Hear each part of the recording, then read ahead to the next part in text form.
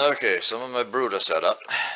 A lot of people have been asking me about my brooders for quite a few years, and I'm finally going to show them. I hope it comes out with this digital camera. I used it once or twice and kind of forgot how over the winter, but here goes.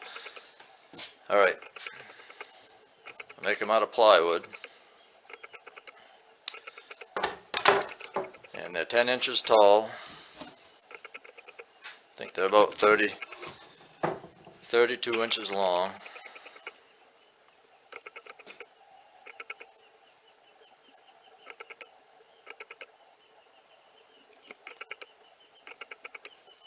And I make them so there's cross ventilation. I go halfway up and I drilled 9 half-inch holes up the side, right halfway up between the top, 5 inches high on each side. And the cover, I got one cover in the back that lays flush to the top. First I'll show you the Y socket. I use a double Y socket, and it's got two 25-watt red bulbs. They don't look like that red in this through this lens, but trust me, they are red. And it doesn't use a whole lot of electricity. It keeps them plenty warm. They can come and go to it as they want to. And in case one burns out, you got the other as a backup, and you can just replace the other. And when they young, I grind up the food for the first week. And these are young mountain quail chicks in here. And I put them in a shallow lid so they can take right to eating and drinking. And the same with the water. I take a little Georgia Quail Farm chick water base and put it on a little lid. Everything's on a newspaper and a paper towel over the top. And I have pine shavings in here for the litter, and I chop up hay, about half-inch, quarter-inch, most of it. And the mountain quail can be an awful toe picker. This helps disguise their toes a little bit and gives them something else to play with and occupied. Every now and then I'll reach in and kind of fluff it up, keeps their toes kind of buried in there, and works pretty good. I've never had any real trouble. I trim their beaks once a week just for prevention. If you don't do that, they're going to start toe picking.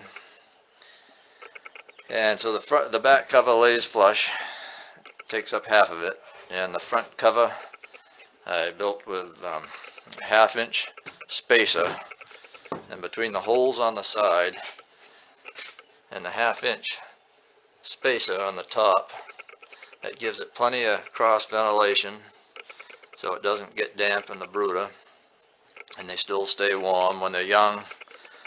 If it's cool out here in the garage, I'll take a piece of newspaper and just kind of tuck it in there for the first few days so they toughen up a little bit. I got a 4x8 workbench, and these 4 of these fit right on there perfectly. I got a couple more over here. I've got a bigger one here. It's kind of an assembly line method. Here's the other one. I got some new ones that just hatched out today. Oh, last night. I put them in this morning. I haven't set this one up yet. But right now I'll set one up. I'll show exactly how things go together. Okay, take it apart. There's the Y socket with the 2 red bulbs. You can see it better now that they're not turned on. They have no bottom in them. I have plastic down on the bench, and I put down a couple sheets of newspaper on the floor, and I tuck in a paper towel, 2 paper towels under the back edge. It helps when they're young, in case they scratch up the shavings. They won't be on that slippery newspaper. They'll have a little traction. Gives them a little something to dig the toenails into. and that works pretty well. And then I've been doing this for years this way, and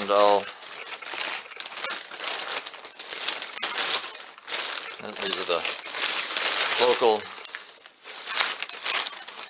pine shavings that I use. Buy them in the heavy compressed bags. They say cedar's poison. I don't use cedar for chicks. I've used it plenty for the adult pens and never had any trouble, but I use pine in the brooders and most of my cages anyway. And I'll lay down, say about an inch. And I had to hold the camera and do this at the same time.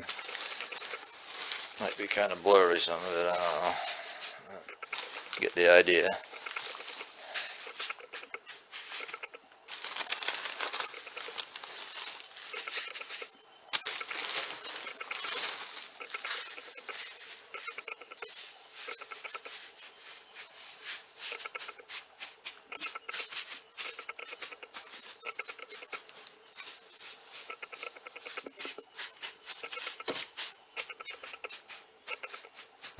It sure beats a Rubbermaid plastic tote.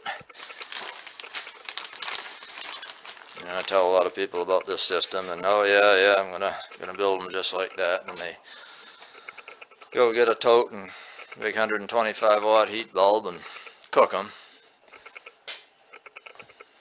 Okay, so there's the shavings down in it. Just to focus. And then I just chopped up some hay. Like I said, I'll sprinkle it around on the top. Some quail you don't have to do this with, but I like to make sure I do it with the mountain quail.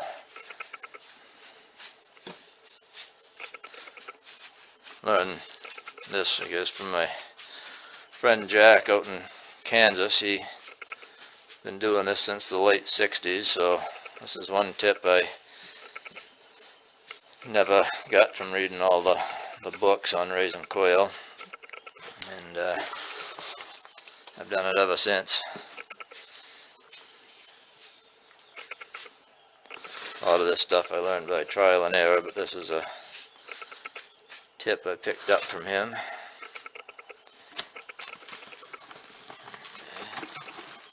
It's pretty good. I'll cut up a little more in a little while. Kind of mulch it in and sprinkle some over the top. Works well.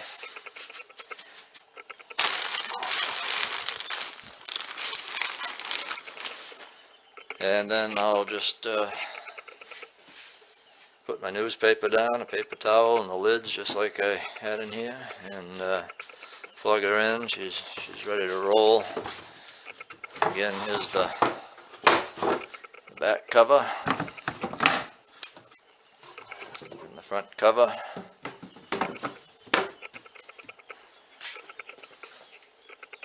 That's how she looks from side view.